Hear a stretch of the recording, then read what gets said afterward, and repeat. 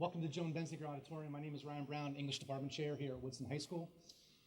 Before we begin, I just wanted to thank a couple people who, without their efforts today, would not be possible. First, our Assistant Principal, Kathy Martin, for her oversight of today's event. Our theater teacher, Mrs. Hobson, for providing the technical support and setup. Our TV teacher, Mr. Dixon, for allowing us to use his production crew and taping today's event. I'd also like to thank our 10th grade English and history teachers for the respectful portrayal of the Holocaust, and not only that, but Elie Wiesel's night in your English classes. I'd also like to thank our very own Mrs. Fogelstein, who without her efforts, today's presentation would not be possible.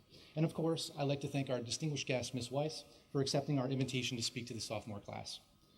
Too often, words in textbooks become mere words on a page. They just detail events that sometimes seem far removed from our daily lives. Too often, we become detached from the stories told in our text because the events of the past are complex. They're so complex that printed words cannot truly capture their significance. Too often, for those who have not experienced history, sometimes it seems far remote from our own because we lack a tangible link to the past. Today, we have a personal connection to the past. WT Woodson is honored to host Miss Irene Weiss, a local survivor of Auschwitz with personal ties to our Cavalier community. Hailing from a Hungarian-speaking part of Eastern Europe, which is now part of the Ukraine, Miss Weiss arrived in the United States in 1947 at the age of 16. In 1949, she married her husband, Martin Weiss, in New York City, before moving to Northern Virginia in 1953, where she raised 3 children who went on to wear the Woodson blue and white. One of them is here today as well. There you go. All right, Woodson, give it a hand. Receiving a BA in English from American University, she worked as an English as second language teacher for many years in Fairfax County Public Schools.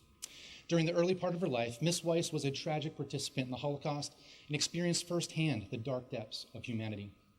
A prominent speaker on the war era, she informs the public of the past through her presentations at the United States Holocaust Memorial Museum, as well as local high schools and colleges, a message you, our future generation, need to hear and learn from.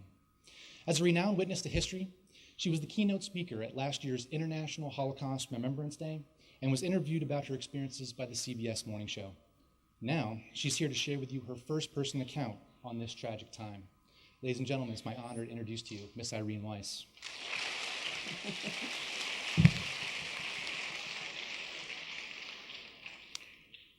Okay, so I will begin.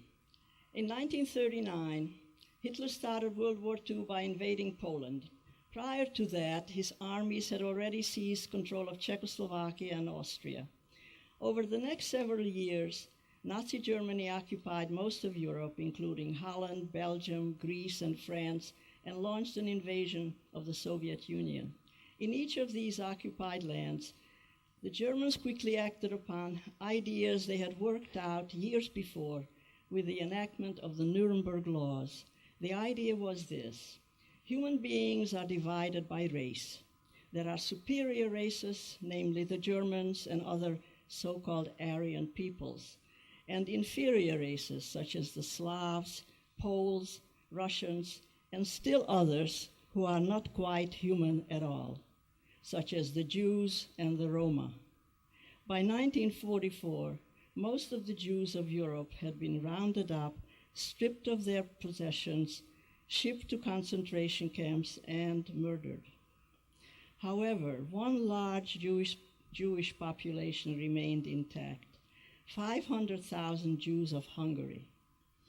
At that time, I was living in a small town in Hungary with my parents, 5 siblings, and a large extended family.